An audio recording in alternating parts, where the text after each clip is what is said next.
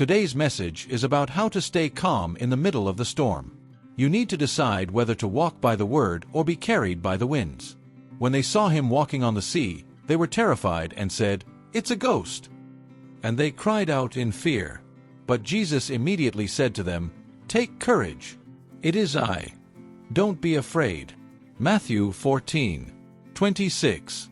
Life is full of surprises. Not always good ones, and not always easy to understand. Sometimes, it feels like we're in a boat out at sea, with no compass, while the winds blow hard and the waves threaten to turn everything upside down.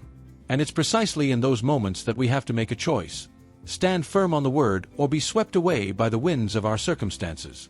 The truth is, no matter how hard we try, we can't control everything.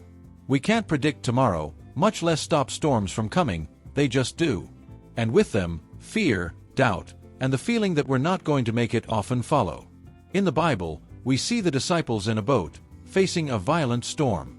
The sea was rough, the wind kept blowing, and panic set in. They were afraid of sinking. And in the middle of that chaos, Jesus came walking on the water. But they were so afraid and shocked that they didn't even recognize him. How many times, in the middle of a crisis, do we feel alone, directionless, and even think God has forgotten us? We cry out for help, but fear and anxiety speak louder. And then, even when Jesus is walking toward us, we just can't see him. Not because he's not there, but because our hearts are overwhelmed with fear. But pay attention to what Psalm 46:1 says. God is our refuge and strength, an ever-present help in trouble. Ever-present. Not just when everything is fine, but especially when the ground disappears from beneath our feet. God does not abandon his own. He is closer than you think. So take a deep breath. Calm your heart. Jesus is with you.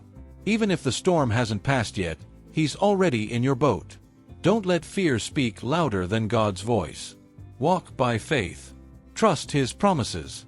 And remember, the peace you're searching for doesn't come when everything is fixed. It begins when you decide to trust, even in the middle of chaos.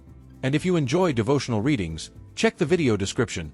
I left a recommendation for a very special book there, a bestseller that has already impacted millions of lives.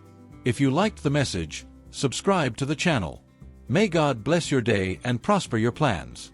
Thank you so much, and see you tomorrow.